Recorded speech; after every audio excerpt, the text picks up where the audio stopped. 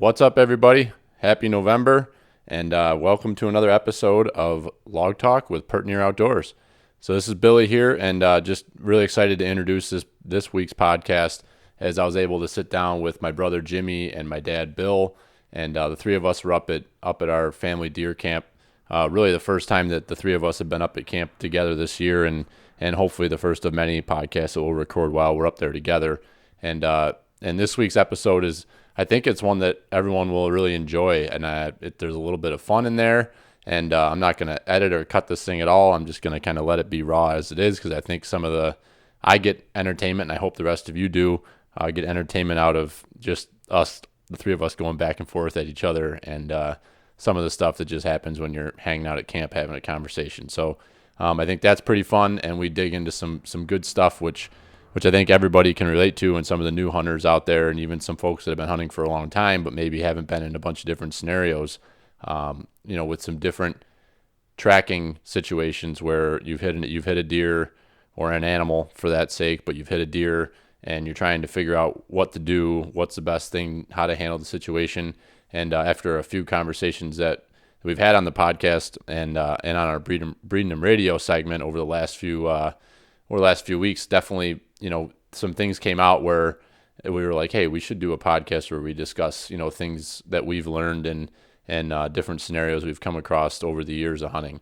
So I hope everyone enjoys this one, and I know we definitely enjoyed recording it, so I think you will enjoy it. So definitely check it out, enjoy this, and as for our Breeding Radio segment, really been enjoying that so far, and I hope you all are too. And if you would like to get involved, we definitely want to keep getting some new people in.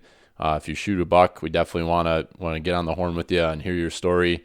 And it doesn't matter where you are, even if you're outside New York State, but you're having fun tagging along and like to share an exciting story you had, please reach out to us. Either send us a message on Instagram or tag us in a post, and we'll be happy to reach out and get your story out there. So thanks again. Appreciate everybody's support. Appreciate you listening, and enjoy this week's podcast. In the meantime, get out there and whack the big one. See ya. Oh, just look at it. It's just so big and shiny. Bush. Bush.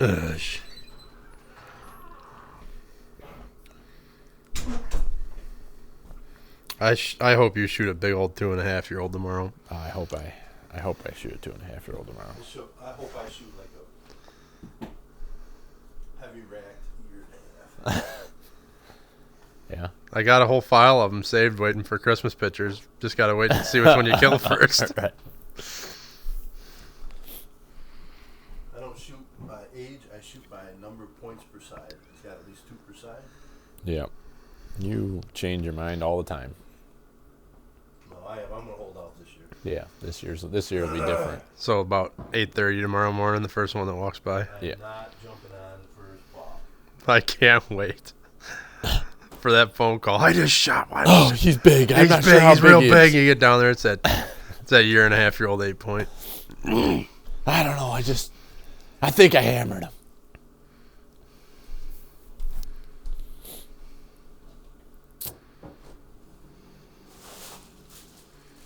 So you got a game plan for this, Joe? Yeah, I got a game plan. Show notes. No show notes.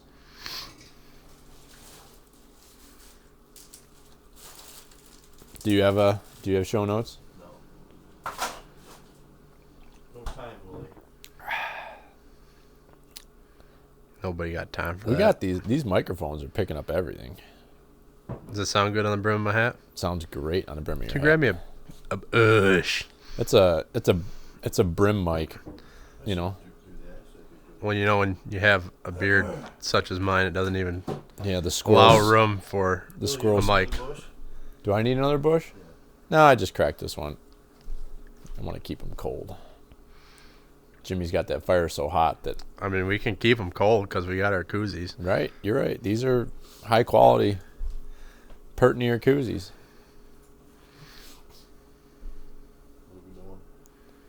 We're doing a Just podcast. waiting for you. Yeah. I used to sit in this chair. No. I got to sit in it last week. What was it His like? back was so fucked up, he was all over the place. He couldn't stay in one chair. The poor guy's a mess. Yeah. What do I got to do? You take the microphone and you put it near your face. Put it near your face. Say something. Test 1 2. Test. Oh, you're a little Test quiet. 1 2. Testing 1 2. Check. Oh, that's better. So you're just dialing her in until you hear Just her right. dialed. She's dialed. Yeah. Would it be better on the brim of a hat? No, it sounds great there. I'm only doing that because my beard's too big to put it on my sweatshirt. Yeah, Jimmy. I could talk like Zale and just keep you on the top. Like, yeah. I'll tell you what we got to do.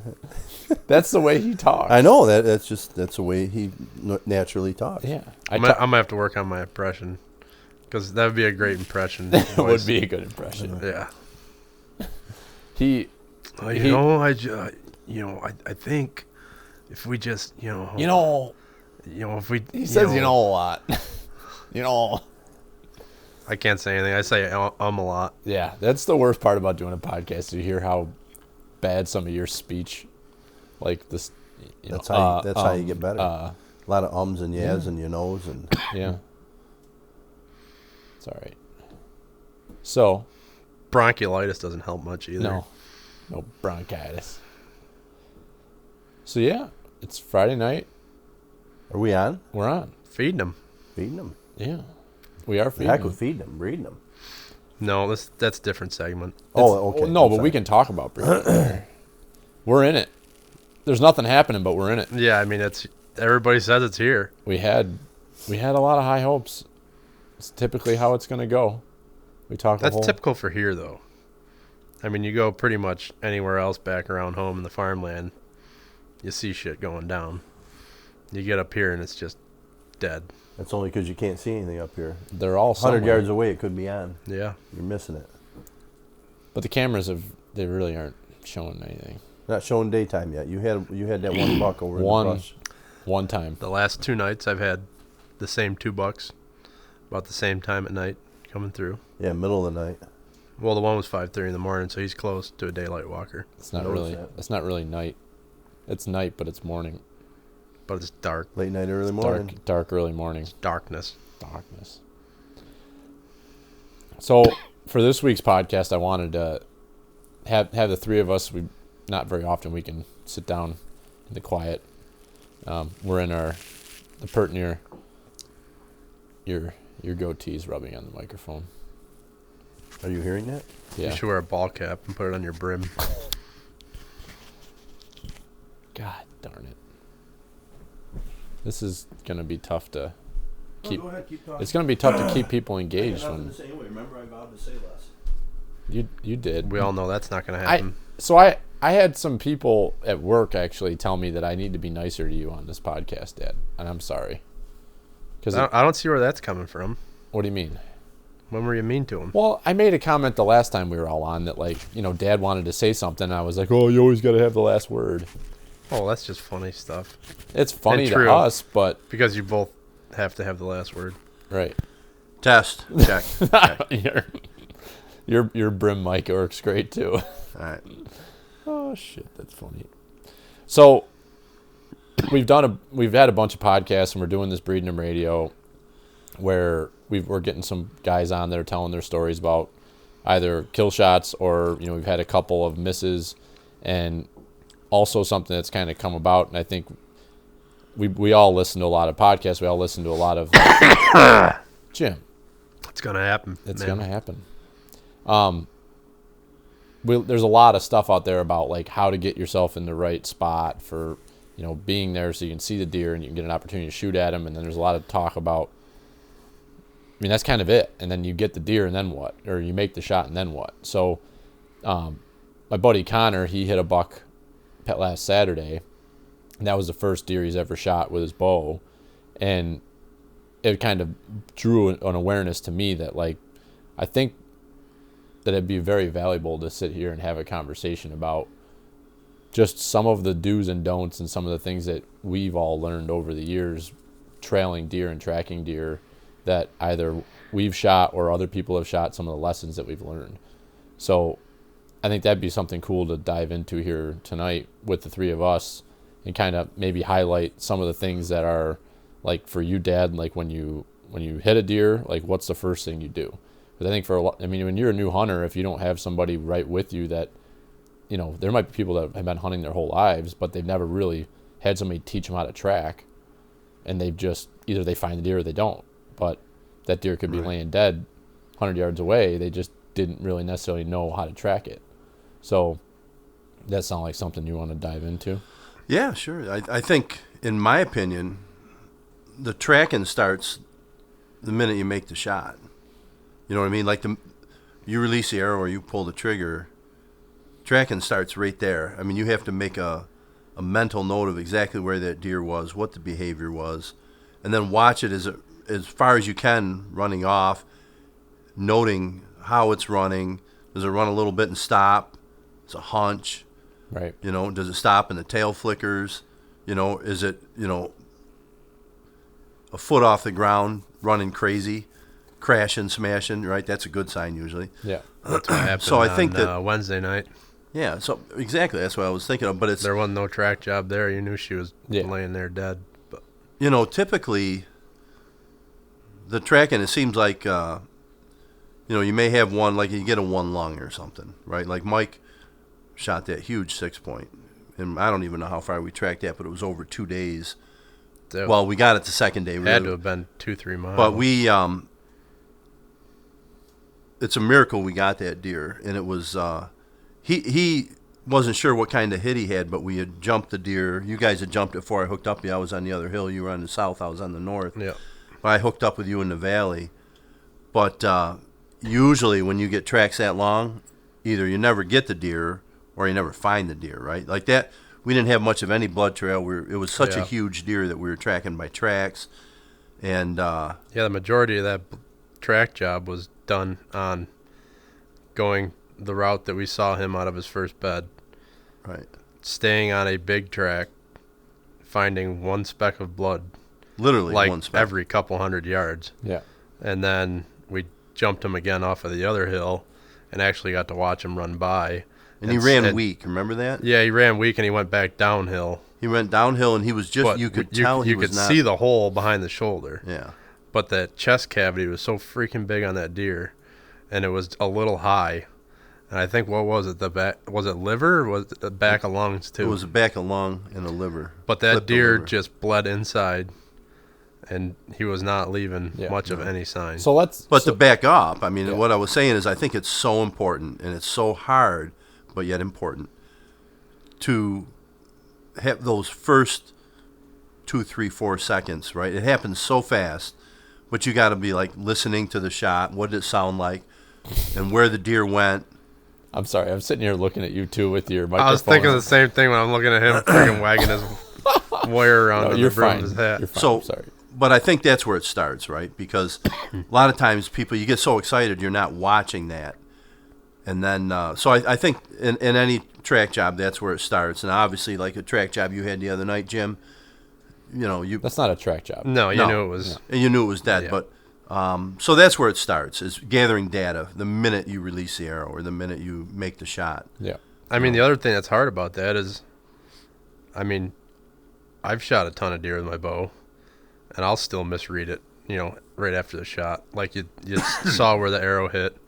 You watch the deer's behavior, and like that one this year, based upon where I saw the arrow, I was for sure I had gut.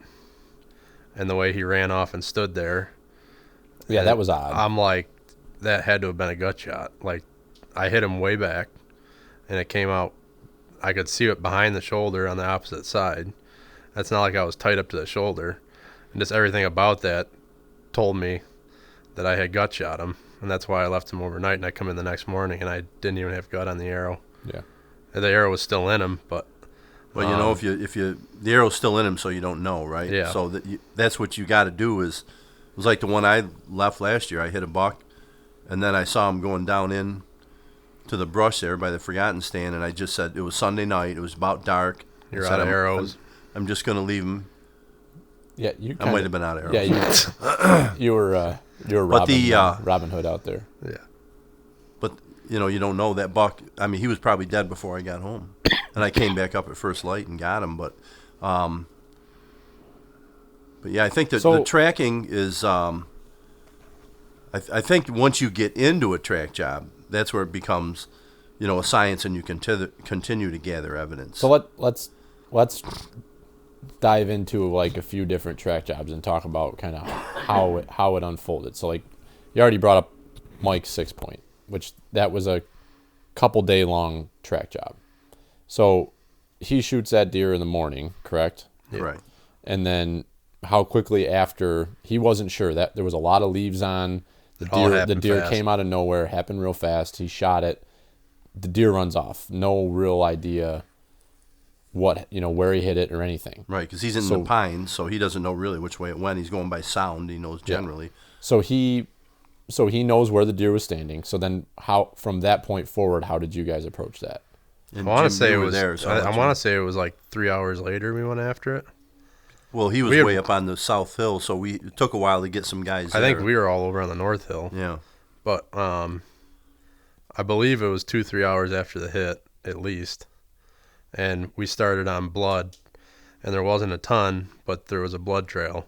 And it went for the side hill, and as we were coming up, the way we blood trail, normally you have 2-3 guys, and you'll have one guy stand at last blood and have last blood marked, and you'll have the other 2 guys searching out in front of you for the next blood. Yeah. And it's not like you don't just find blood and then 2 guys go out and they're just wandering trying to find next blood. I mean, you're sitting there at that last blood looking for leaves kicked up or looking for which see if way there's a he deer went. trail that they might be on. If you don't have a great blood trail, we don't want to be tipping over a leaf that could have that one freaking speck on it. Yeah.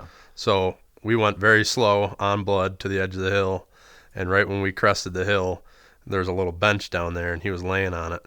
And he got up, and he ran off, and we didn't see him great, but we just saw the deer and saw him move. And we gave it a couple minutes, and we worked down to where the bed was, and his knees, there was like a wet spot kind of on the bench, and his knees were like implanted, like trying to get up, and we're like, man, he is hurting. So there was some blood in the bed, but not much at all. And that's kind of when we started going by track, because there wasn't any blood after that other than a couple of specks here or there. But that hill was so steep that when he went down, he tore it up, right? Yeah, so you could follow that. But then he hit the logging road and started walking. Right. So then that's when I met up with you, when he hit the logging road, and we tracked him back west in the valley on this old logging road.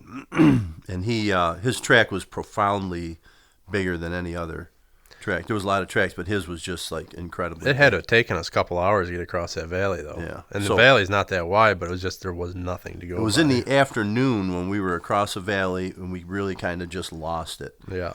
And we couldn't find another track, and we were really stumped. Yeah. And I'll never forget looking up. From that point, I looked up on the North Hill, and there was one like kind of profound, looked like a knob, not a knob. I mean, like a root ball looking. There's just a little spot that you could tell was level, and I'm like, if I was that buck, I'd have laid up there because you can watch this whole valley. And I remember saying to Jimmy, I said, go up there, see if there's any blood on that little protrusion there, on that little flat. And Mike and I kept looking, and Jimmy climbed all the way up there, and he got up there, and he goes, I got blood. So. Yeah, I think it was on one of the trails that cut off the logging road up into that spot. So we got up there, and we found his bed. He was bedded in that spot. And he had got up and moved. And then we kept tracking west-southwest, and we're on top of the North Hill, and we're going through some pretty open hardwoods. Yeah, it was wide open. And we got fairly close to him. And it was you, myself, and Mike, and I don't know if he... No, it was just us. And he, that buck, got up and ran across in front of us, but you could just tell he was very weak. Yeah. And we said, we got it. We were way back. We had covered a lot of ground. We're like, we got to stop bumping him. We're going to push him right off the property. So we said, let's just get out of here. We know he ran down that road. We'll find him in the morning. But in the morning, we were just going by tracks. I don't think there was any blood down there. No, we had no blood. So we kind of went by track, and then where he threw us for a loop at the end, I want to say we found a little bit of blood. Or we found a big track. But it went into the creek that runs through the valley. That creek, and then the other side of the creek, it looked like something was like struggling trying to get out of the creek. And then once we got over there, it crossed back again, and you could see where it was messed up, on the banks. But I want to say we had a little bit of blood there just to know we were in the right spot. But also it was just a weird area where, like, on the deer trail crossing the creek, you could see that it was like a struggle. You could see where the knees were, like he was following to his knees or something. Yeah. So we were actually probably, within 10, 20 yards of him. Then, we were on the edge of the creek, and we were standing there looking at it, trying to figure out what he did. And we were almost like throwing our arms up, like I have no idea where he went. And I just happened to look left in the field. There was a goldenrod field there, and I could see the horn sticking up. He was laying right there dead. But, I mean, that was easily, I would say, 2 miles from the shot. Yeah. But we probably tracked him 3 miles. Yeah. Well, and so, on that track job, that very easily could have just said, it was a bad hit. We almost gave up in the valley because we had nothing to go on. If you were tracking that deer yourself, I almost guarantee you never would have found it. Yeah. Well, and it was really just not giving up and knowing that deer had to go somewhere, and knowing that by that time when we were in the valley and we lost his track, and it was kind of wet down there, a ton of deer tracks, and it's like if he walked through here, this is all of a sudden we just lost his track. So when he had to have cut up. So we found that, and that was, we never would have got him. No. If we hadn't gone up there and found that bed. Now I'll guarantee you he saw us coming down the valley and jumped out of that bed and went to his next bed. But that was, usually when you get a track job like that, you never get the deer, No, that was ridiculous. So it was really amazing that, that we ever got that deer. And it was, I don't know, wasn't that a Pope and Young? Or did it? It was, I want to say it was like 130 as a 6 point. As a 6 point. Yeah. I want to say it was like one of the biggest 6 points in the Northeast. Yeah, it was like the 8th biggest 6 point ever killed in the Northeast. Giant, yeah. It didn't even look real. No. But, you get into these track jobs, and that's one of the questions that always comes up is, all right, when do we break off, right? And typically, we don't break off until you have no more evidence, and then you search that area. And, if you have nothing to go on, we break off. As long as we have something to go on, we keep going. Did the arrow pass through on the shot? Yeah. Did he have the arrow? Yeah, I want to say we had it. Yeah.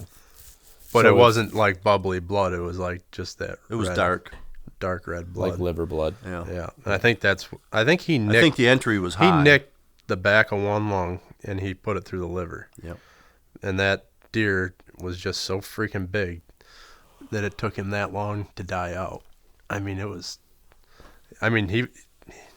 hole was high in the chest cavity. Yep. On a 200-pound deer, and it was just not coming out. Yep. And I think he was just filling up.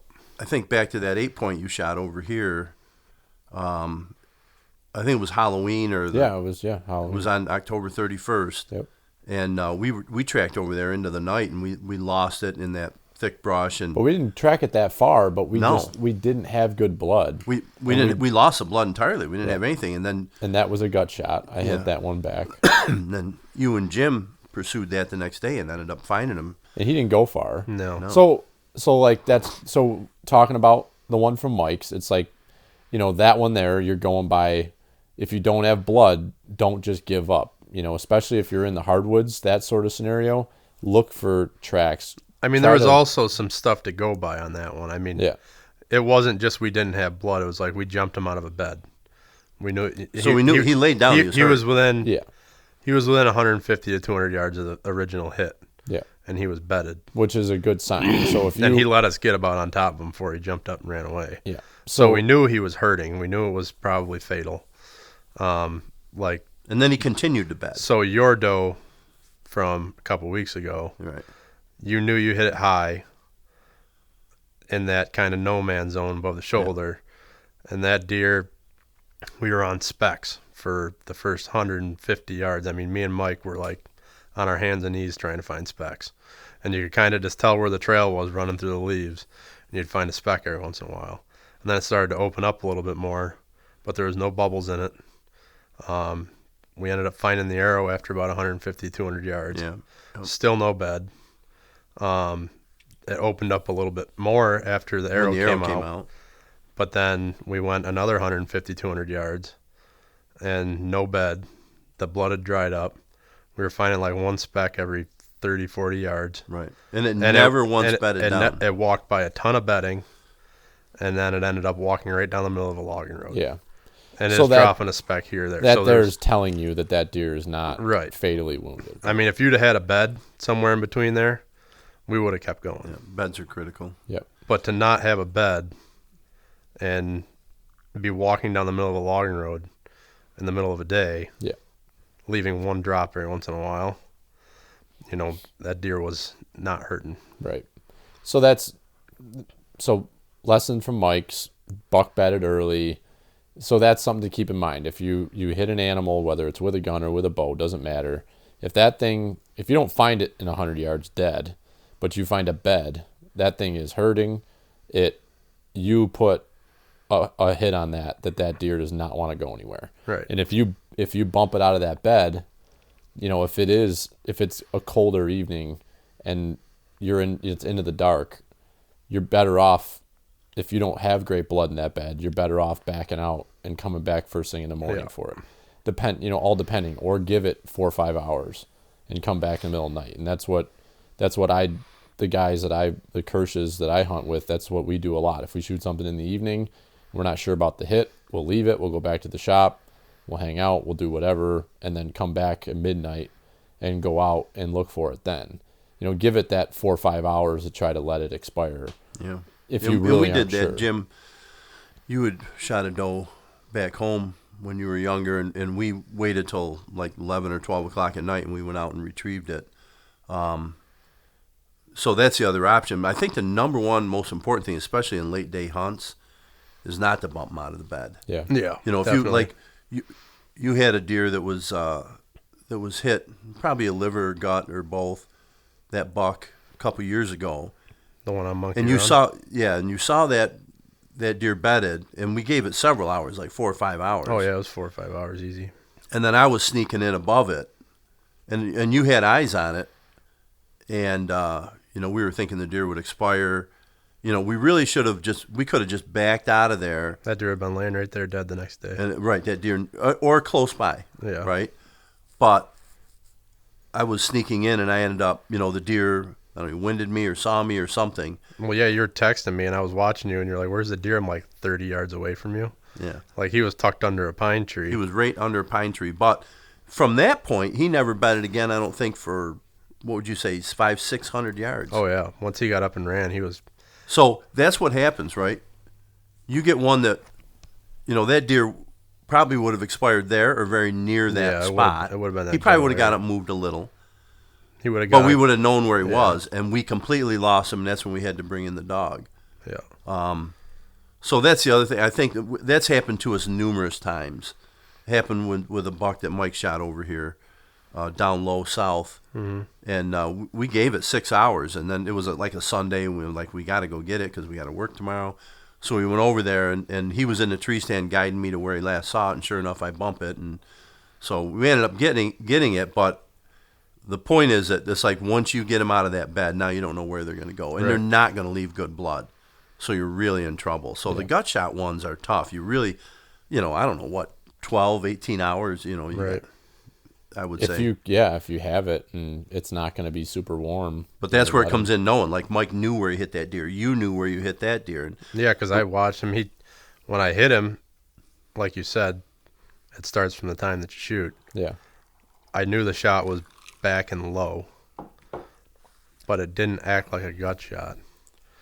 And when I called the guy Bob Yaks about the tracking dog, he asked me all these questions, and right away he was like, "That was a liver hit." What was he, like? What sort of questions is he asking? Because he's asking obviously placement of the arrow, and behavior of the deer. Like, what did it do after you shot it?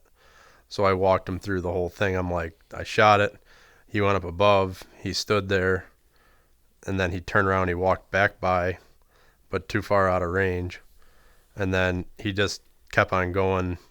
He would go probably like 20, 30 yards and just stand there. 20, 30 yards and just stand there. And then he finally got like, I don't know, he had to be about 100 yards or 120 yards away from me. And he tucked himself under a pine tree. I think he might have stood up and laid back down like 2-3 times, just like he was uncomfortable. But it did not look like a gut shot at all. He wasn't hunched where he couldn't walk. He was just uncomfortable. Right. And he knew he was hurt and didn't want to go anywhere. And as soon as I told Bob all that stuff, he was like, that's a liver shot. He's dead. I was like, okay. He was like, 2 o'clock tomorrow. I'll meet you there. I'm like, okay. Yeah. And of course, when Dad jumped the deer up, he ran back by me, and I got a wounded deer running by me. I threw an arrow at it at 50 yards on the run. Like you threw it at it? Yeah, with my hand, I That's just not threw very, it at it. I mean, you're not a good throw. I hit him in the leg, so he drew new blood. So there was new blood there on the logging road where he crossed, so we put the dog on that, and right away the dog took off. And the way I was sitting in the tree stand, the hill breaks, and I can see to the left, but I can't see to the right. And when that deer ran over that hill, I was watching to the left. I never saw him come out to the left. So, we're talking about doing this without a dog. I'm like, if we come back tomorrow and we go down that trail and go to the right, he's going to be laying somewhere on that side hill dead. So we back out of there. And I got looking on Facebook, and I've heard all these people talking about the dog trackers, and that's when I got a hold of Bob. And he told me he'd meet us there. So we went there. We got on the track. The dog took us over the edge of the hill on the logging road where I saw the deer go. And then all of a sudden he goes left. And right away me and Dad are like, he didn't go that way. And Bob's looking at us like, yes, he did. Yeah. Dog said he went that way. Dog said he went that way. He went that way. And Dad kept questioning him as we were going because there was no blood. There was no nothing. No. But the dog was on it. And he was Bob was like, he got into one spot and started circling. And that's when you started questioning him again. And Bob was like, he goes, let him work it out. Let him work it out. And he gets up and finally picks a line. He worked that area for a long time. Yeah, after he circled and made his way out, Bob was like, we're on it again. I'm like, all right. So we just kept following him. And we go down, cross the road, get up on a ridge. And Bob goes, yep, here's a speck of blood. Like one speck. And probably 700 yards of tracking. There was one speck of blood. He goes, yep, we're still on it. Here's the blood. And then it wasn't another 100 yards and the deer was laying there dead. He goes, yep, here's your deer. And it's like that deer was in the complete opposite direction. We had it in our head where we would go yeah. search for that deer, and it wouldn't have been there. If we did not call that dog in, we never would have found that deer. No. And I think that's an important thing that, you can only track so much visually. And when you get into these tough ones, especially if you feel, I was sold on these tracking dogs. I mean, what a service that, it's unreal. Bob and the other folks that do that. It's an amazing thing. And that deer never would have been retrieved if it hadn't been for that. So, we can only do so much, and you get in those tough jobs. And, I follow Bob Yaks now pretty closely on Facebook, and I love reading his stories. Like, he'll go get 2 or 3 deer a day, and he does a write-up on each one. Yeah. And it's so educational. Where the hit was, how the deer acted, where it went, how they found it. How far it went. Yeah. So it's incredible. But you look back, when Mike shot that 6-point, that's not something that I don't even know if it was available back then, or just without social media, you didn't know about it. Right. And if you didn't know him, you had if you'd have jumped that deer the first time, like now, after using that tracking dog, if I have a questionable shot and I jump that deer once, I'm backing out of there and I'm not going back without a dog. And I'll give it as long as Bob says we need to give it, because he's done this a lot of times, and I think you can mess up more than you can do good in by trying to go after something that's not mortally wounded and is going to die quick. Like if you do it right, if you leave that animal in its bed and don't push it at all, like that buck I shot this year, I knew it wasn't a great shot. I knew he laid down, and I just backed out, and he was dead there the next morning. But if you go in to see what kind of sign you got, and the deer jumps up and runs away, I'm probably not coming back without that dog. Yeah. Because you are risking ruining the sign for the dog to find the deer, and you're risking pushing that deer off your property. Yeah, and the one thing we did right on that deer was we backed out right there. We didn't want to mess up anything. Yeah. And and we didn't, if you trample an area and work it too hard, you're going to make it tougher for the dog. And Right. as you said, you're tipping over leaves or covering up blood sign and things like that. But, yeah, the deer that are not mortally wounded, you just keep pushing them. They'll Right. keep going. And if you're, depending on where you are, everybody's got a property line. You know what I mean? No matter how big your plot. Yep. And you're going to push them off it, And we almost did with that 6-pointer. Yep. Right He was right on the edge. But you look at that 6-pointer, you probably would have found him in his next bed with that dog. Right. If we you'd have jumped him once and said, "Oh shit, he ain't gonna be dead anytime soon. Let's call the dog." Bob could have came the next morning with a dog, and you would have found that deer probably within an hour. Yeah. And it would have been in its next bed probably. Yeah.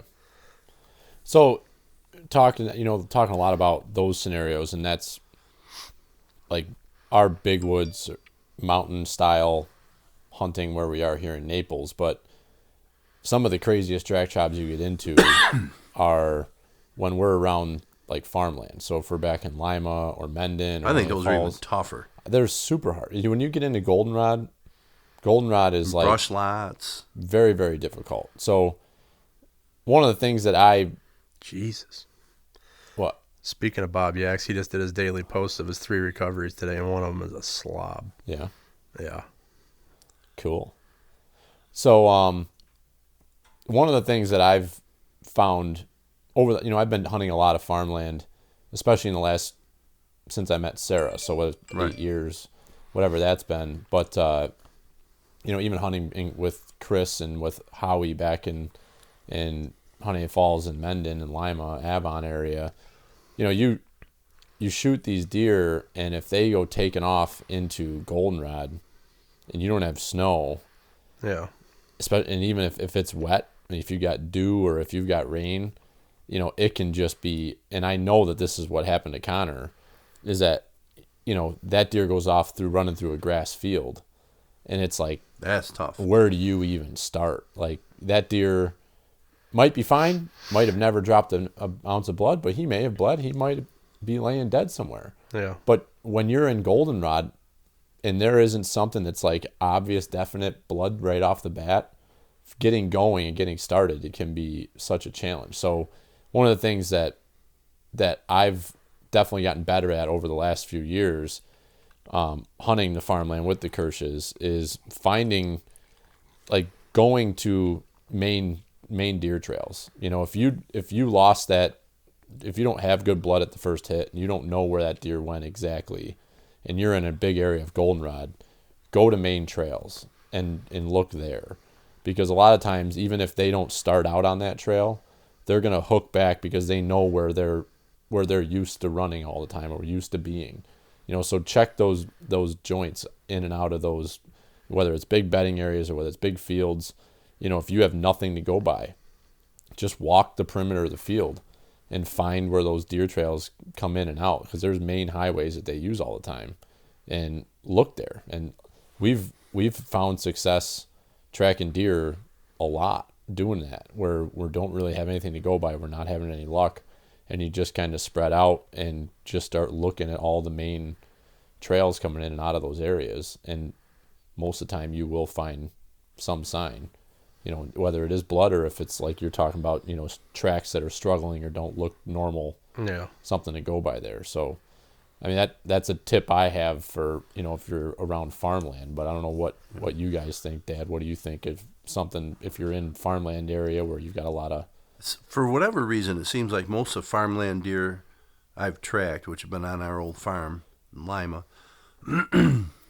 I would rather track a deer up here in the big woods any day than to track them in the farmland. It's just, and it seems like they're always at night. yeah, When we got lights and we're out there and we've been in old overgrown pasture lots that you go across, and if the moon's not out, I don't even know which way is north, south, east, or west. You get so turned around in there, and the brush is so dense, it's very hard, and you get, I don't know what it is. I should know after a lifetime of being around. I call it red brush, but it's the thick red brush. It's hard to see sign in. The leaves are smaller. The trail.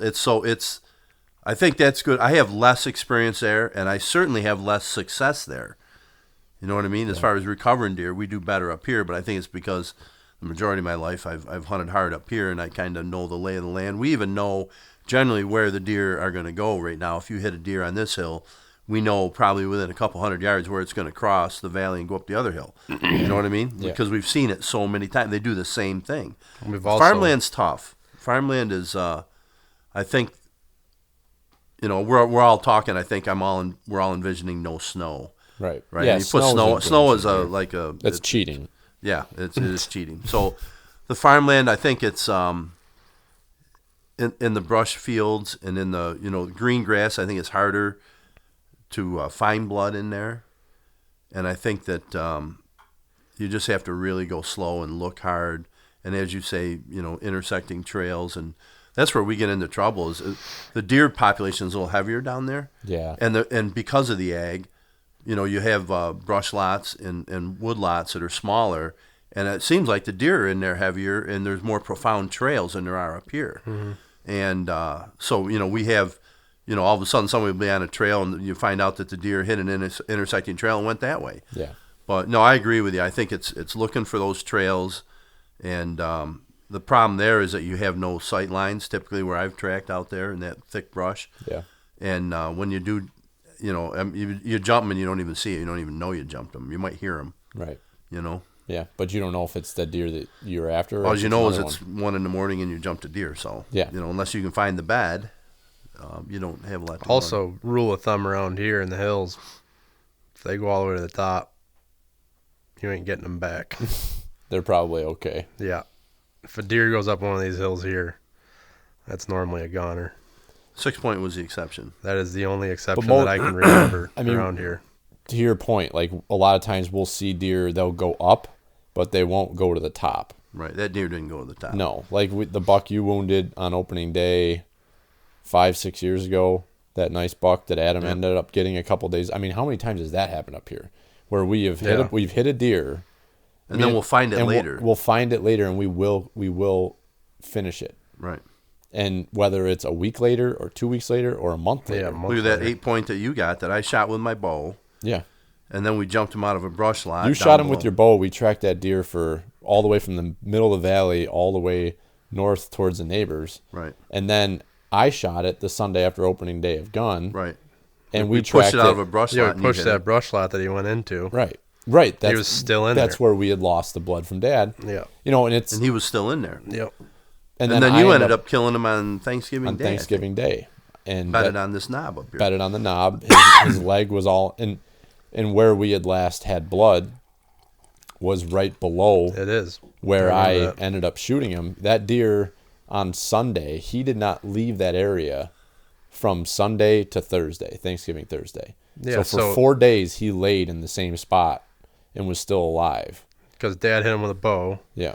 You hit him with a gun when he came out of the brush lot. Right. And then you shot him like 4 days later to actually kill him. I mean, it's crazy.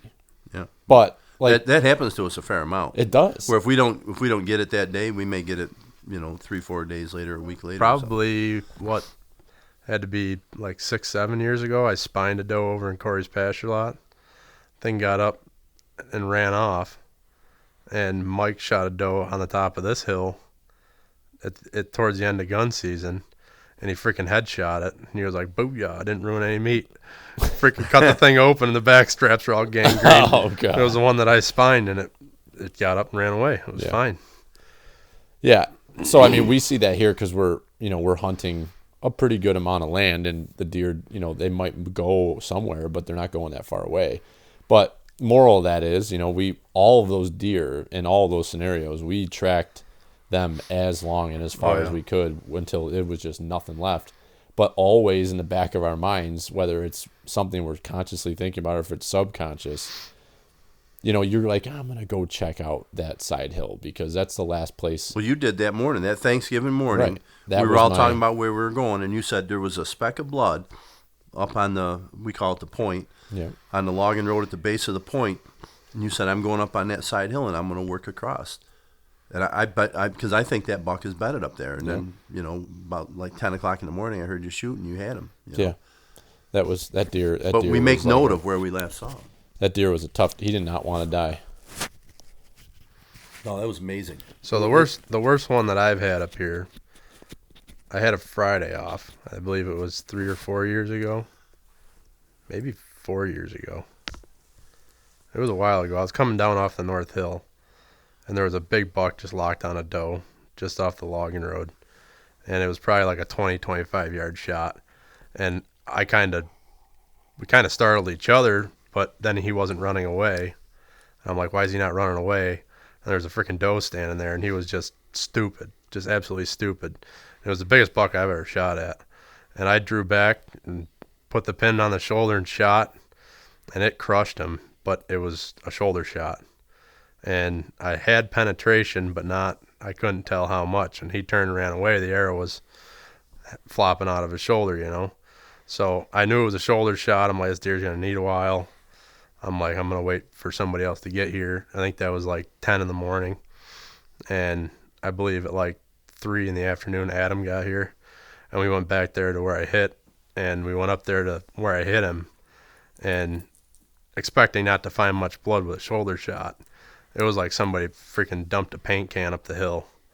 And there was just freaking mass amounts of blood. And he went to where I hit him was probably halfway to the top.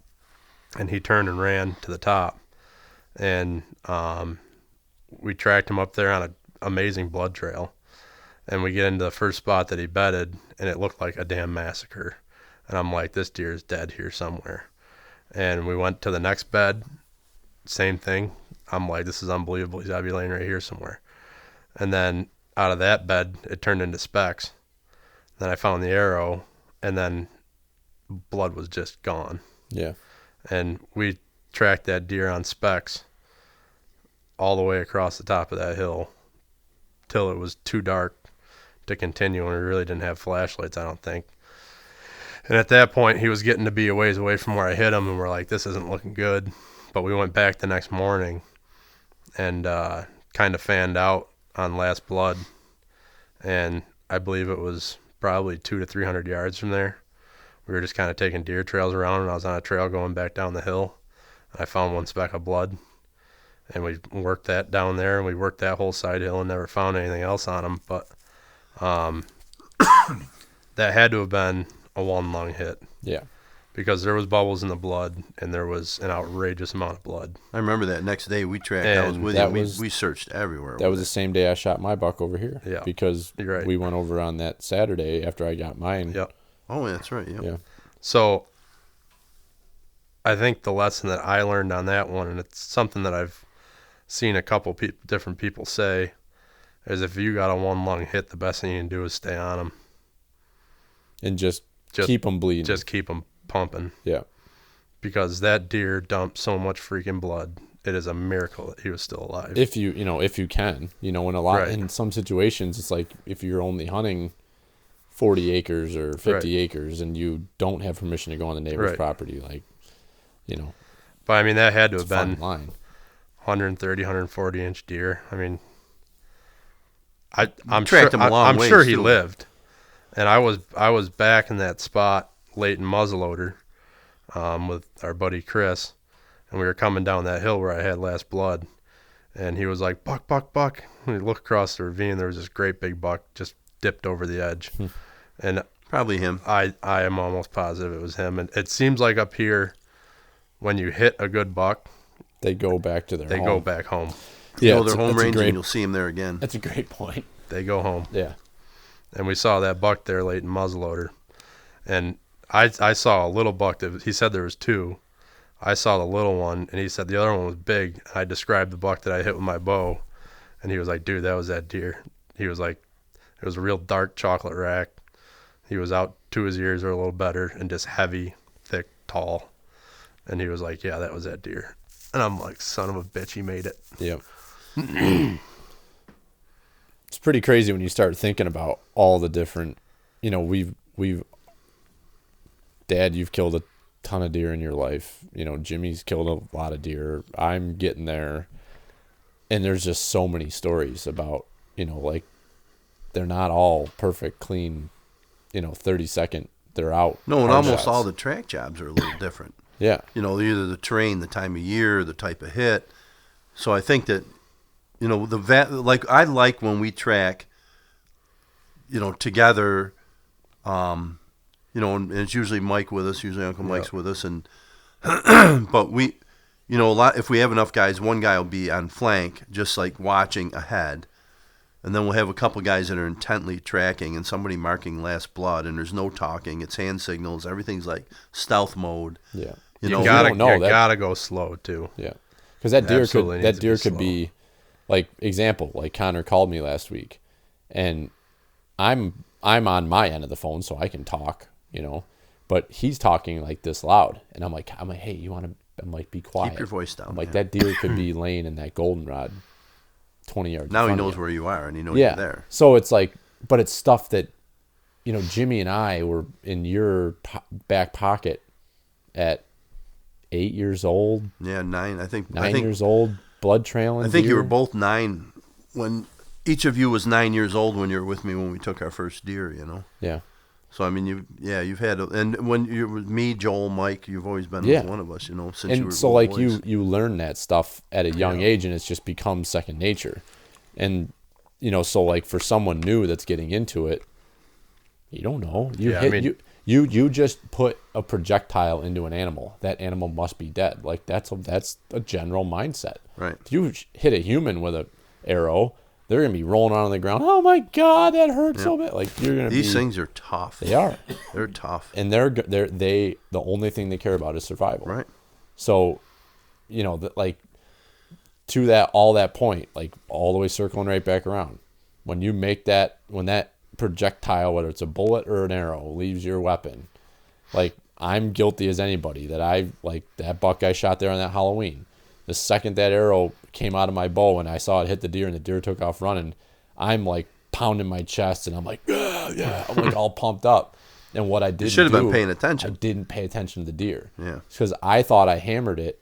I was a little bit back and the angle was so steep that arrow was in and out of that deer in a heartbeat. Yeah. You know, and so like if you're not, you have got to pay attention the moment that you pull that trigger on that bow or that gun, because that's the first piece of evidence that defines how the rest of the story is going to go, right? Right, exactly. Yeah, you got to keep an eye on that deer as long as possible. Yep. You got to watch what it's doing. I mean, I shot one with my muzzleloader up on the property line. It was me and Mike here. We took the first week a gun off together, and he was across the property line from me. We were covering the two sides, and I had a nice that was a 9-point. I had a nice 9-point come across, and I took him at about 75 yards with my muzzleloader. And I shot, and he jumped and kicked and took off running, and I can see a ways down the hill.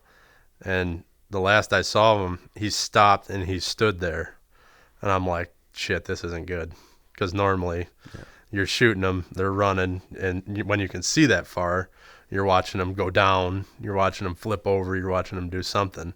And he just stopped. He ran hard, and then he stopped, and he just stood there. And I'm like, son of a bitch. And then all of a sudden, I'm watching him with my binoculars, and you just see his tail. And it started kind of slow, and then it started going faster and faster and faster. And it was going like 100 miles an hour. And all of a sudden, he was gone. I'm like, what the hell? So Mike comes over. I stayed in the tree stand, and I walked him to where I shot the deer. And right away, he was like, yeah, it's all kicked up. He's like, I see some blood. So I got down and went over to him, and he followed the blood. There was no snow. It was just kind of leaves kicked up. You could see a little blood here and there. He followed the blood, and where we were was pretty thick. When you're on the ground, when you're in the tree stand, you can see it. But when you're on the ground, it's pretty close cover in there. And I kind of stayed at the ready, you know, in case, because we were closing in on the last spot that I saw him. And that next move that he made, I didn't see. But that last time I saw him, he was sitting there with his tail going 100 miles an hour. And that next move that he made was he basically flipped off the edge of the logging road, and he was laying right there dead. But that was something that I had never seen before. Yeah. You know, to sit there and watch their tail and kind of judge on what they're doing by that. I mean, he was hit. I think I double lunged him. But I think he was standing there, and he was just standing there basically dead. Yeah. And he was just trying to figure out what to do. And his tail was just it's just All right. Sorry about that, everybody. We had the batteries die on pretty near batteries died. pretty near. So, Jimmy, we were talking about tails fluttering is where we finished. Tail flutter. I think that's a great thing to point out, especially if that deer is run off and it's stopped. That you can tell a lot by the body language of the deer, and their tail is telling a lot about if it's a slow flicker. They might, that's kind of like sometimes they do that when they're gut shot. They'll kind of lightly flicker their tail. A lot of times when it's kind of like a slow flicker, it's almost like a safe thing. Like, yeah, they use their tail to communicate. I mean, hello, how are you? I'm okay. Well, I see when they're injured, shit didn't hurt that bad. You'll see that tail flicker like that.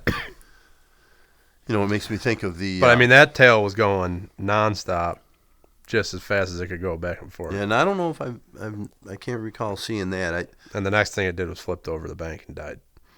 So, that's a pretty good. If you see a deer doing anything erratic, it's probably dying. So there was a general statement. You guys remember I used to have a ground blind way back in the valley.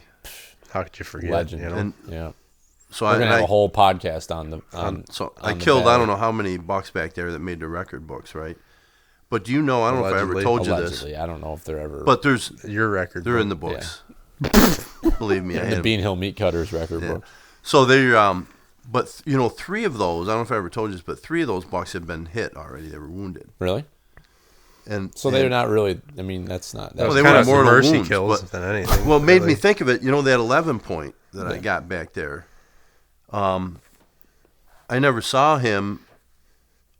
What gave him up was his tail flicker, and I was looking up there, and it's just like beach, thick knobs, and I'm looking up there, and all I see is this tail flicking, and I get the binoculars, and I'm looking, and then I could see like the back end of the deer, and I'm looking for the front end. All of a sudden, I just see these horns. The thing is huge, and but long story short, it's just interesting to me that 3, trophy class bucks were all headed in the exact same direction up into those thick beach, and I think 2 of them were on opening day, and the other one was on Thanksgiving Day, but most of them had like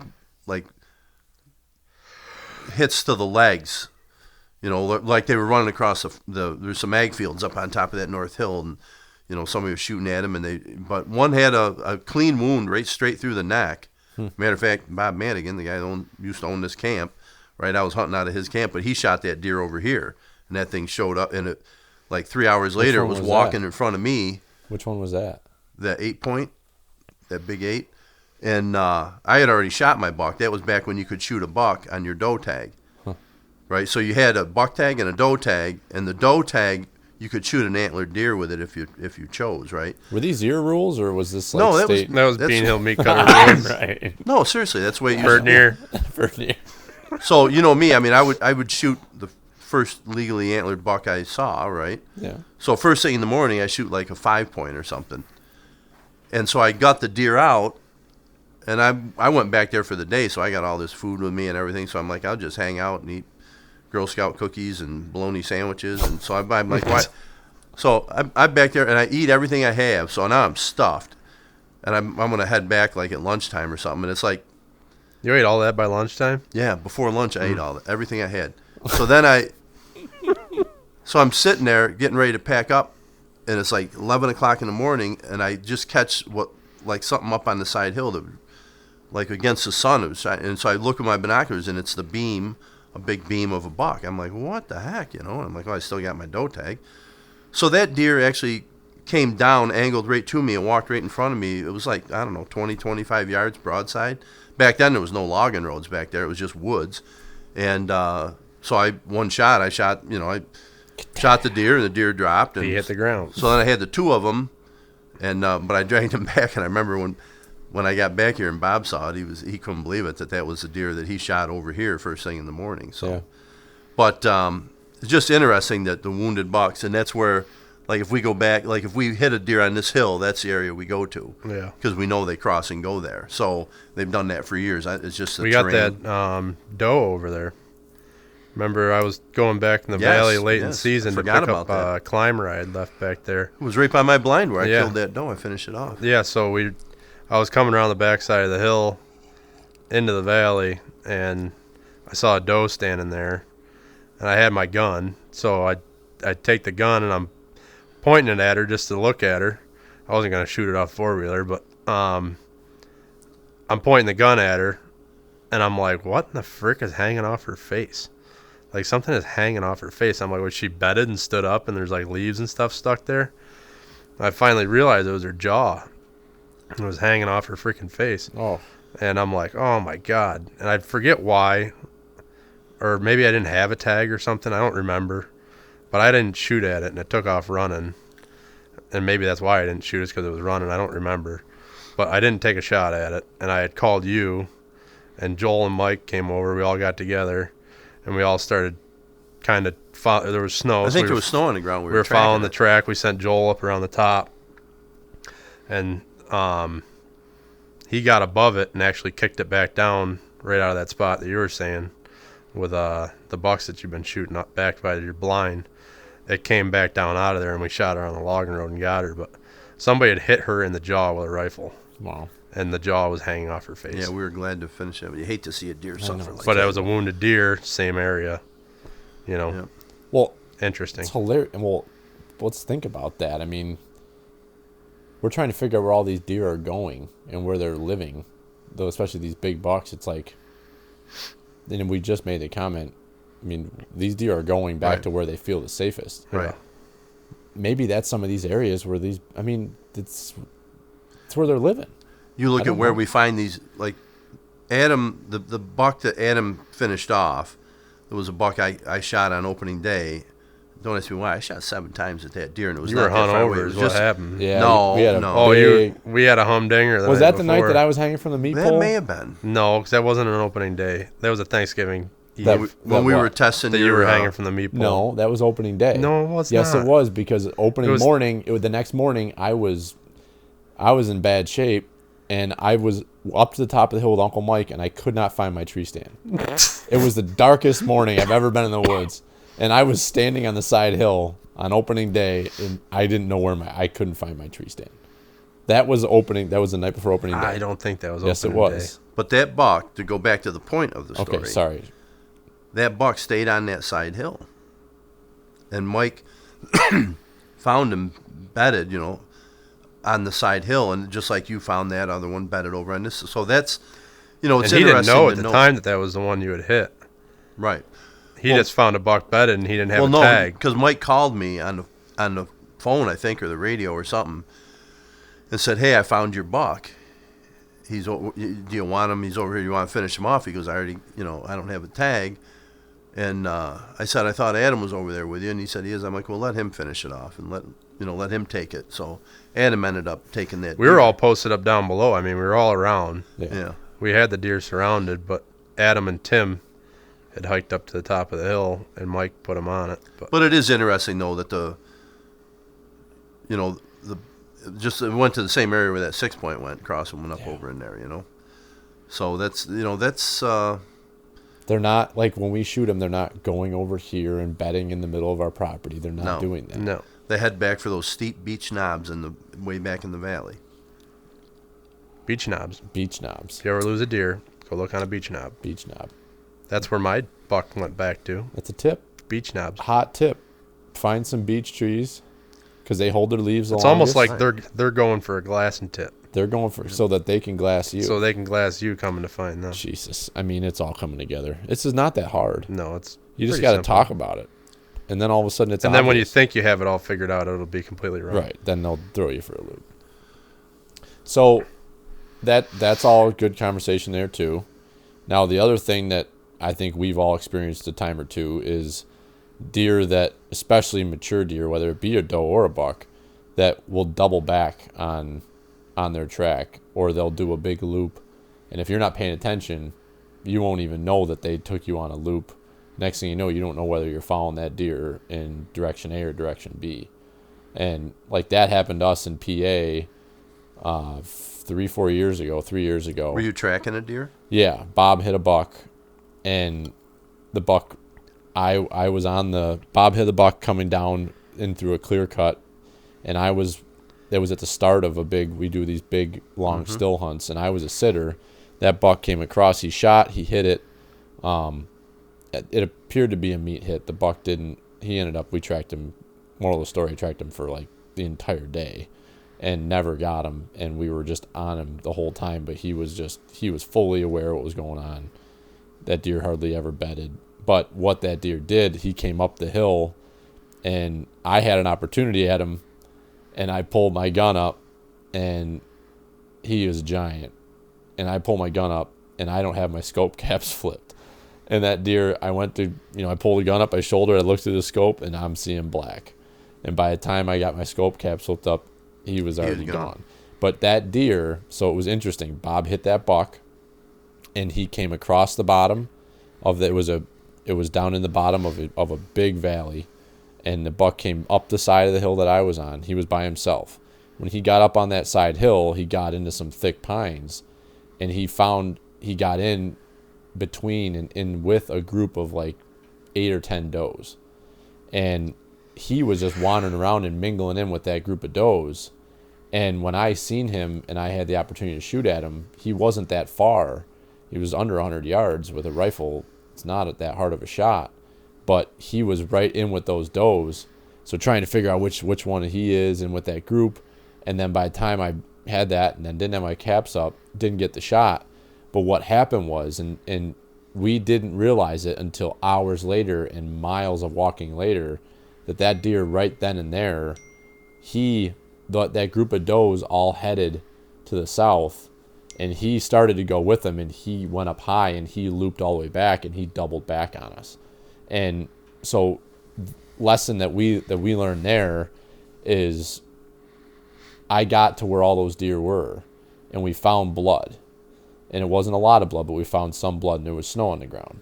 And in that spot, Bob and I were standing there, and we were very convinced that he went with those does. But those, you get a group of does running through the woods. Tracks everywhere. And so we didn't even, we just blind, yep, went this way. Didn't really assess the situation around that area where all that broke loose. And when we went back there 3-4 hours later, sure as shit, you go 5 yards this other way, you see another set of tracks in the snow. There's his track by himself, and he snuck out the back and went around, and we ended up getting on him then, and that was around noon. And the whole rest of the day, so 4.5 hours or almost 5 hours, we were on him. That we jump him out of his bed, and then we were just on him. We had close encounters with that deer time and time again. And at this point, we use Garmin rhinos. Mm-hmm. So, we had what we do when we use those rhinos.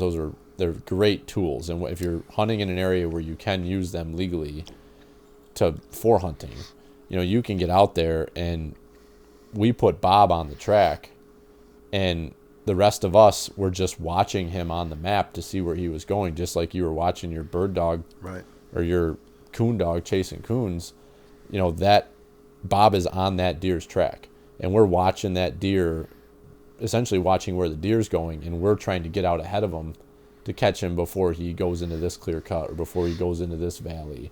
And so it's utilizing, in that situation, we should have caught that right off the bat, but then utilizing technology that you have to either follow that deer and see what way that deer is going, yep, or mark, and this is the other thing too, is when you're tracking deer, I think if you have the technology, if you have Onyx Map or any of these mapping tools, mark where you have blood, especially the first blood.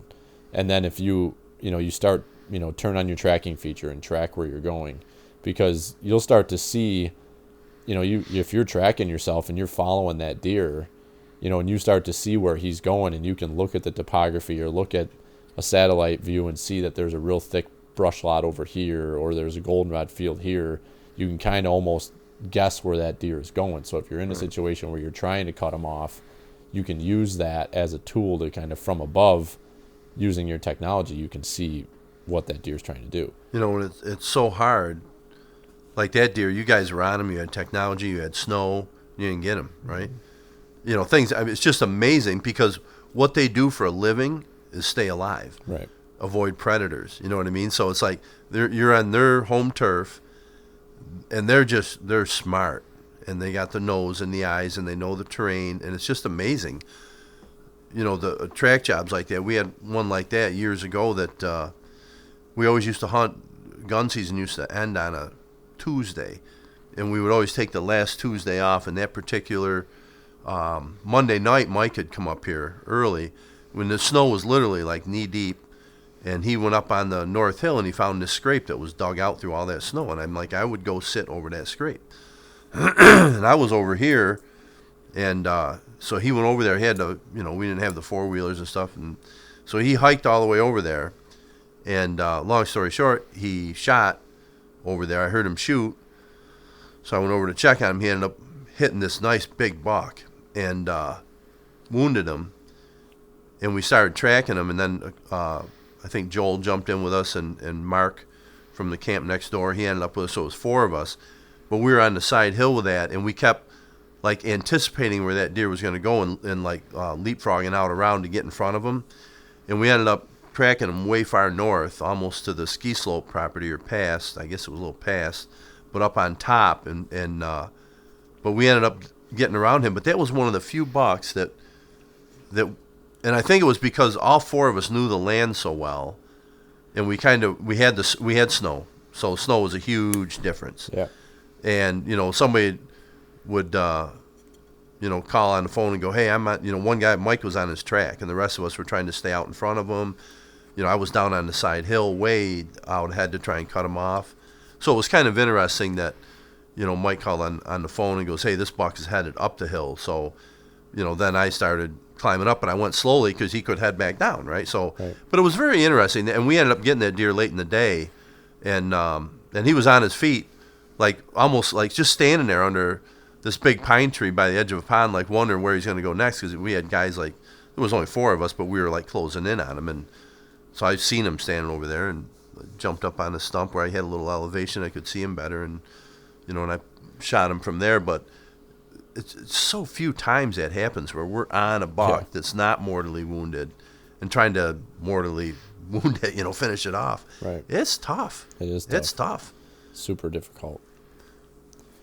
So I think that, you know, we're got a little over an hour here, so kind of start wrapping this up. But some of the keys that, you know, right off the bat, step one, what you hit on right away was, as soon as you make that shot, try to stay focused on understanding where that hit. Watch the deer's movements. Watch how he's running. She's running. Just be very, very attentive to what happens as soon as that deer is hit. The behavior the last spot you saw it. What's that? The behavior of it the last spot you saw it. Right. Yep. So that's number one. Number two would be, you know, when you get down, you know, give it time. If you don't see that deer tip over, give it an hour. Sit there, let everything calm down. Let that deer, if it needs to, bed down. But get down and go right to that spot. And even if you're by yourself, you know, get down and go and find that spot. But if you've got somebody with you, you know, Jimmy, you talked about having somebody come and you walk them to where the deer was standing. Yeah, stay in your stand if you can. Yeah. Right. So, like, those are, you know, step two is make sure that you go and get to that exact spot where that animal was hit and mark that spot. You know, whether it's physically mark it by scraping, you know, a spot in the dirt with your foot, or put a stick there. Just grab a stick and stand it up, you know. Yeah, do that. Take an arrow. Stick it in the ground. Stick an arrow. We do that all the time. If you've got, you know, a lot of guys will take parachute cord or survey tape, shit tickets, you know, whatever you got, you know, mark that spot, because that's home base. That's where you need to know where that trail started. And then from there, it's, you know, reading the blood. Do you have good blood? Is that deer bedding? Take your time. Take your time. It's not a race. Be quiet. I do not like leaving last blood until I have next blood. Yeah. The other thing I would say is don't, from now you've gone to where you had the hit. You've marked it. You've confirmed it. You got hair there, whatever, blood, your arrows laying, whatever. don't go to where you last saw the deer. Right. Follow the path, Yeah. because the path contains a ton of evidence. Like if you watch a That's deer and great it's running information. off, Yeah. and it goes over a crest, or you lost view of it. All right, don't go to where you last saw it. Follow that path from where you hit it to where you last saw it, and in that process, you're gonna, like when we found that doe I hit, there was very little. Also, just a quick one very here, little blood. that 9-point that I shot on top of the hill with my bow. I shot it late at night. It was probably within the last 15 minutes of light. It came out 35 yards broadside. I never stopped it, and height was perfect, but I was dead center in the middle of the deer, and that deer took off, ran about 50 yards, and then he just stood there, and then he just walked off.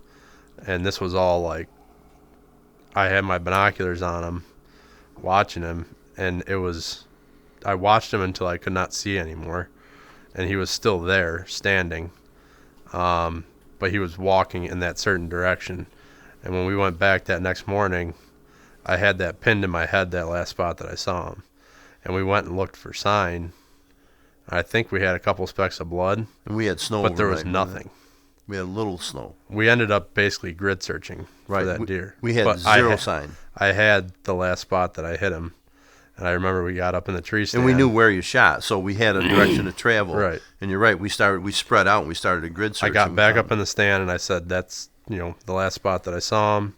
I think you might have gone over there. Yeah. But then we kind of, I think I left you there. I think Mike was like 20, 30 yards down. I went another 20, 30 yards down.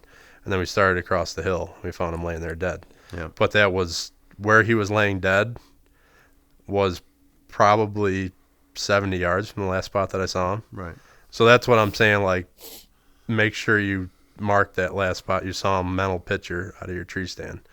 Because I had no information except for that's the last spot that I saw him. Yep. And I knew it wasn't a good hit, so I left him overnight. Yep. But he was within 70 yards of where I last saw him. So that's one of those deals where obviously you want to go to your first spot where you hit him, get the information you can and get on the trail and go. But that marking in your memory, mental picture, the last spot you saw him, if you have no information to go off of, gut shot, didn't really have any blood. We caught a little snow overnight, covered up the sign that there was.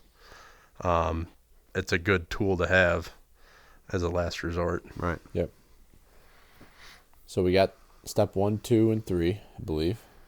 Right. And you're tracking that deer. You're staying on the track from point A, and following it as far as you can. You hit a bed, especially if you hit a bed within 100 yards and that deer's not in that bed, and you haven't given it really that long. If it's only been an hour or so, You more than likely bumped it. You more than likely bumped it. You guys would say back out. Yep. Give it some more time, whether it be overnight or give it 6-8 hours during the day, depending on what your weather is, before you go back in. And at that point, if you're alone, if you can come back out and call a friend or call your, whoever your hunting buddies are. Don't be afraid to call the Deer Search New York either. I mean, Don't even be if it's afraid. not Bob Yaks, there's several guys that do it in New York But I think State. that's the key is that once you've bumped it, you're just going to keep bumping it unless Yeah. you give it time. Absolutely.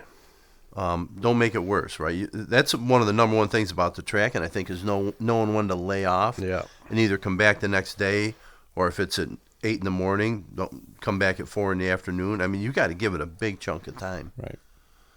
Yep. Use your resources. Use your resources. Don't feel bad about calling Deer Search or calling a friend and saying, "Hey, I hit something," because, I said in that conversation with Connor on Breeding and Radio this week, it's like you're not bothering me, you're not bothering Jimmy, you're not bothering anybody. I mean, if I don't want to come help you, I'll tell you I'm not going to come help you. But 9 times out of 10, But take the offer if somebody offers it to you. 9 times out of 10, we're all going to say, you know what, yes, because you want to know why? Because we not only do we care about our, helping somebody, but we care about finding that deer. Right. Recovering the deer is important. That's to us. very important to us.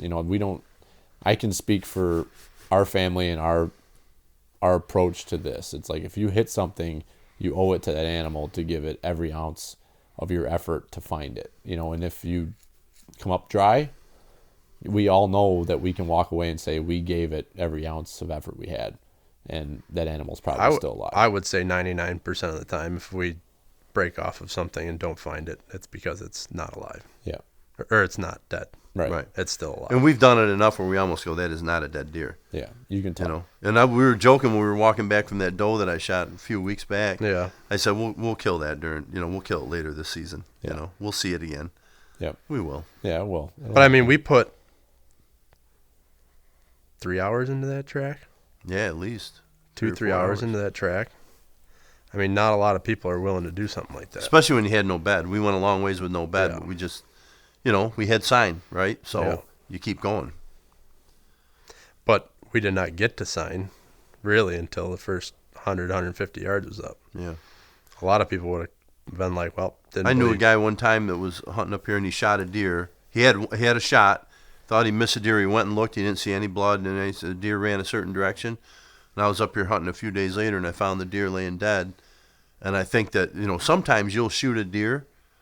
And remember we talked about going from the spot where you shot it to the spot where you last saw it? Yep. And that you got to walk that path. Well, he walked the path part way, and he looked, and he's like, well, there's no blood. I must not have hit it. And he came back. But if he had continued, he would have found the deer laying there dead. Yeah. Remember that little buck that me and you got together? I was probably like 11 or 12. We went up Sittig's side over there. Oh, yeah. We popped over the crest of the hill, and there was like freaking deer 10, everywhere. 10 12 deer coming across the hill. And Dad picks one and shoots at it, and there's snow on the ground. And we go up there and start looking for sign. And there was tracks everywhere. And there was tracks everywhere, and there was no blood at all. And we're like, what the hell? That deer jumped and kicked and ran off. And I was on it. So and we were sure we hit it. We're like, that looked like a dead deer, And it's like, there's snow on the ground. We should be seeing blood. You double lunged that deer. And we went a long ways before there was even a spot. Remember, and what it was doing too is it was spraying out. Right. It wasn't dumping blood; it was spraying. So if you weren't looking at the snow just right, you didn't even see the blood. And we found that deer. That deer didn't go far. It didn't go he 100 yards. It was dead. He only went 60 yards or so. Yeah. No blood. What type of gun were you using? 12 gauge. 12 gauge? Because I've had that. I've shot several deer with my muzzle loader, and I've stopped using those bullets I was using because I was getting no wound channel. I shot those two deer in Letchworth. Well, that was a rifled slug. Yeah. Yeah. Well, that was a saboted slug. Well, yeah, that's what I'm saying. Rifled barrel. Yeah. So it was a 50 cal slug out of my 12 gauge shotgun, right? So it was I did that that year that I shot that buck before opening day with my bow.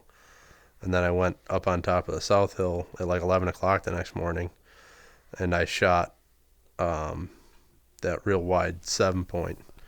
I shot him. He ran up the hill, turned broadside, and I shot right before he hit the crest.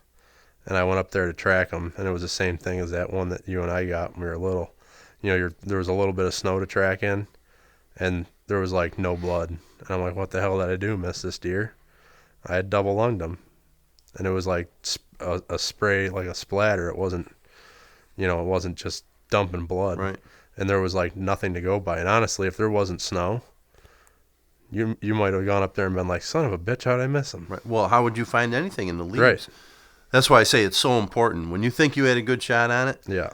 You follow it for 25, 50 yards and you don't find any blood, keep following it. Yeah. Yeah.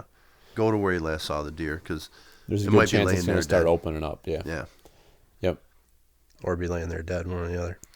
But sometimes they do open up late. All of a sudden, the blood will start late, and then it's like, so it's you don't know what you're going to get. You don't know. And sometimes I think when you get some of those shots, especially with a 50 cal, or a muzzle loader or a saboted slug, that I think sometimes that blood might be coming out its nose as it's running and breathing, and it's like flying out. Right. So you know what I mean? If you put a projectile into an animal, you owe it to go out there and put in your best effort to find it. Yep. Because there's a lot of track jobs that we do that you could quit in the first 50 yards going. And I'm sure a lot Don't of know people how do. that happened, but Yeah. it's gone. It could be laying another 50 yards up ahead. Yep. So, and I lost track of what number we were on or what the point was, but I think we're getting. I think point 4 was knowing when to break off. If you jump it, give it time. Yep, give it time. Yep. Use your resources. Use your friends. Use. If there's no bets, keep going on it. Yep. And that's a wrap, pretty much. Ask could for go all help, night take on your tracking time, jobs. put in your best effort. And Yeah. And if you need, guidance, Pertinier Outdoors is here. we'll Pertinier help you. We'll Pertinier guide you. Just send us a Insta message. Facebook Insta, message. Facebook, Twitter, We're not on Twitter. Google. We're not on Twitter. We don't believe in tweeting. No. Tweeting's stupid. There's It is. nothing good on Twitter. No. So we're all getting kind of tired. Tomorrow we got to go. Yep. We got to get some sleep so we can do get some up early and all-day. get on I really stand. don't have to do anything. You don't. No. You got to sit here and keep this sitting fire pretty. warm.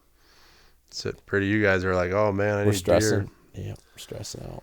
I'm gonna go out somewhere and find that doe that you guys are hoping a buck is behind. I'm gonna shoot her. Yeah. That's what I'm gonna do. I'm gonna feed her. Feed her. So she can't get bred. Yep. It's real nice, Jim. I pity the first buck comes by me tomorrow. You just said 15, 20 minutes ago you're holding off this year. That was That's more right. than I that was an forgot. hour I'm ago. holding off. Yep. He's getting old, Jimmy. He forgets the shit that he says. Be nice to me. Oh, you're right. Damn it. Sorry, I owe you. So Something. All right. So what's up next? we also what's next? I forgot. We don't do. This is a segment that we discussed. Most of the shit we discussed in the first podcast, we don't do any of that. no. I mean it's Yeah. Well, that's I'm still because stuck on that. somebody wanted an agenda Right. and other people didn't. But I'm gonna try to get. We were just talking about this deer search, New York. Yeah, I think it'd be great to have And- somebody from that group on. Bob worked with us a couple of years ago. I'm hoping he remembers us, but I'm going to reach out to him and see if I can do a follow-up episode with him here about tracking and what New York deer search is all about. Because I'm on all these Facebook pages for hunting New York, and there's just guys on there constantly asking for tracking dogs, wondering what it costs, wondering what it does, what they're all about. They can carry a gun to dispatch an animal if they want to, and a lot of people question that, but it's all stuff through the state that I think it would be great to get a guy on there that's passionate about it and can really inform everybody what it's all about. Yep. Cool. So what's next, Willie? I think Jimmy just described it. Next up is some sleep and then kill a big buck tomorrow. Yeah. Fucking feeding them. Watch your mouth. We want this whole podcast Family about show, Jim. family. Now, when I go to put this thing up, I have to edit mark that it. out. I have to mark it explicit. Cool. No, it's not cool. It's about time. This freaking podcast is lame. Not enough potty words. Yeah. Jesus. Well, yeah, you and I something needs to happen tomorrow. Let's get after it. Pitter patter.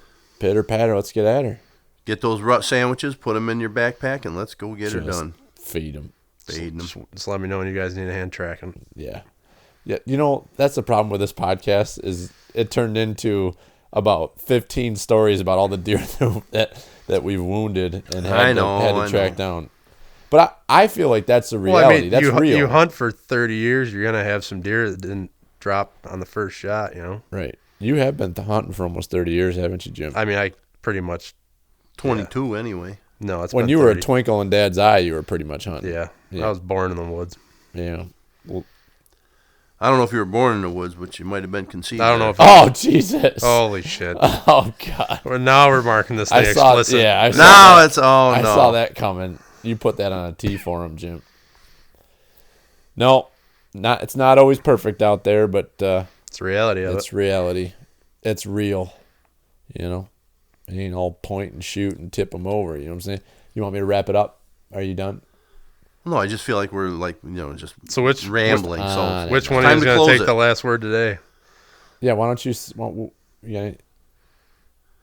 Well, I think tomorrow's a good day. We just had the cold front come through, and We just talked about this. I know. right, I know. But you said wrap it up. So good luck to everybody when they hit the stands. By the time this hits the air, hopefully we'll be into chasing and maybe breeding them.